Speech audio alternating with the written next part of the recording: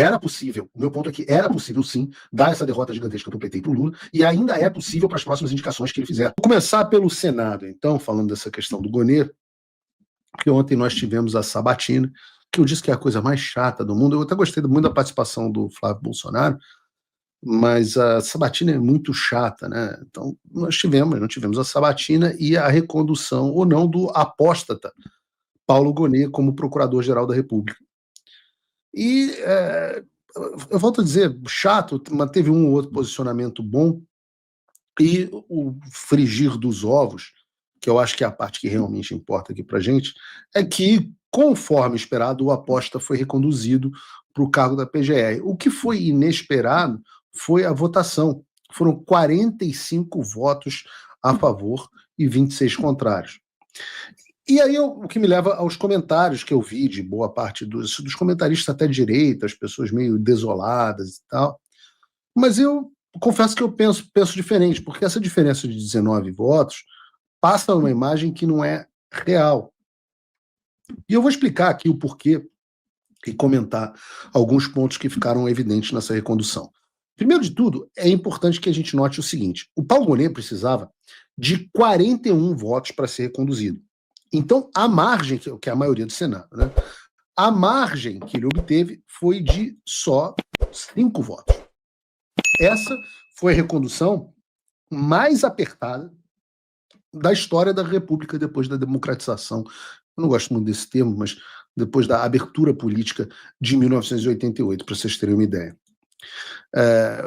O Gonê teve, em 2025, para efeito comparativo, 20 votos a menos do que teve em 2023. 20 votos a menos. E eu não poderia achar esse cenário desolador. Eu acho um cenário animador, um cenário que mostra uma mudança, que não foi ainda suficiente, mas sem dúvida nenhuma é uma mudança na direção do Senado.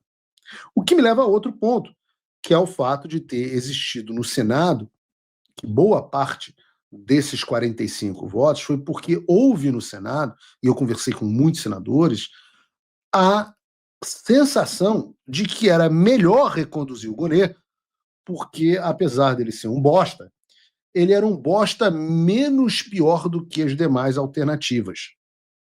Essa era uma visão que eu confirmo que era muito presente entre os senadores.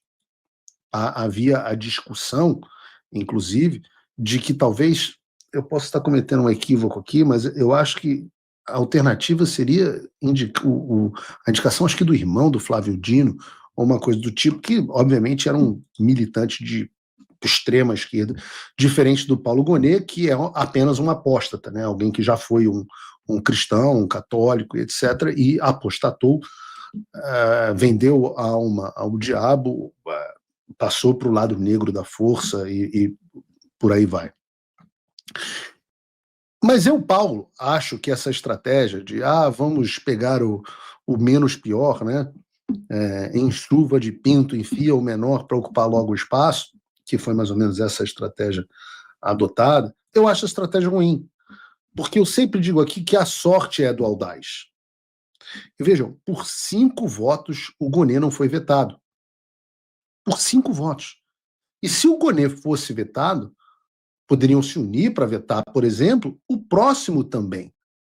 Mesmo caso ele fosse pior. Então, se indicassem alguém pior, ora, se vetaram o Gonê, por que não vetar também o próximo? Isso pode muito bem acontecer e deveria ou deve acontecer no caso, por exemplo, da indicação do Jorge Bessias no Supremo Tribunal Federal. Se apertar direitinho, e isso está demonstrado agora, a oposição no Senado Federal tem sim votos o suficiente para negar ao Lula uma indicação ao Supremo Tribunal Federal. E quem sabe ir segurando até a próxima eleição, até que venha um nome melhor do que o Jorge Bessias. Que pode acontecer até antes das eleições. O próprio Lula pode indicar um nome menos pior, pode indicar um pior, pode virar e falar assim, agora eu vou indicar o Conde Drácula para o Supremo Tribunal Federal. Aí você fala assim, tudo bem, nega de novo. Até que, quem sabe, o Lula seja forçado a indicar um nome menos militante. Ora, a sorte é do audaz. Cadê a audácia dos senadores? Cadê a audácia da pressão da população? Esse espírito derrotado é um espírito que eu falo que é o espírito que tem permeado a direita, o espírito da derrota, da broxidão, faz com que a gente perca vitórias que eram fáceis. Volto a dizer, por causa de 5 votos. Por causa de 5 votos. Então, uma das lições que ficam com a recondução do Paulo Gonet é que nós temos que arriscar mais. Nós temos que tentar fazer uma oposição que barre mais coisas. Ora, pega o caso do Jorge Bessias. Bessias é um sujeito que não tem nada de relevante na carreira. A única coisa que as pessoas sabem dele é que ele agora é advogado-geral da União e que é o cara do áudio da Dilma, que é o Bessias. Se o Paulo Gonet é um cara amado pelo establishment, ex-sócio do Gilmar Mendes, procurador-geral da República, aliás, procurador da República antes de ser procurador-geral. Se esse cara foi quase vetado no Senado, então, claro que é sim possível ousar e pensar em vetar nomes como o do Jorge Bessias. Porque, vejam, Gonet foi vetado por 5 votos. Será que a pressão popular não teria conseguido virar 5 votos? Não estou reclamando só dos senadores, não. Será que se as pessoas de direita, a população, os comentaristas, tivessem adotado uma postura mais altiva, nós não poderíamos impedir a nomeação do Paulo Gonet, vetar a recondução do Paulo Gonet, mandando um recado duríssimo, e também vetar a próxima indicação do Lula? Eu faço aqui uma meia-culpa, porque, veja, eu estou falando aqui dos eleitores, do público, de vocês, eu estou falando aqui dos senadores, mas também estou falando dos comentaristas de direita, a mídia de direita. Eu não abordei, meia-culpa aqui, eu não abordei esse assunto no programa de maneira aprofundada em momento algum, eu falei apenas por cima. Às vezes a gente tem que escolher, a gente faz reunião de pauta todo dia, não dá para cobrir todos os assuntos. Eu tenho deixado de fazer muito programa por causa das minhas viagens. Não cobri esse assunto. E era um assunto importante. Era algo que talvez tivesse que ter mobilizado mais as pessoas. Era possível, o meu ponto é que era possível sim dar essa derrota gigantesca para o PT e para o Lula, e ainda é possível para as próximas indicações que ele fizer. E eu sempre reclamo que um problema da direita, de um modo geral, inclusive refletido na classe política, é a falta de ousadia e um excesso de expectativa de derrota. Quem ousa vence, mas quem não acredita na vitória nunca vence.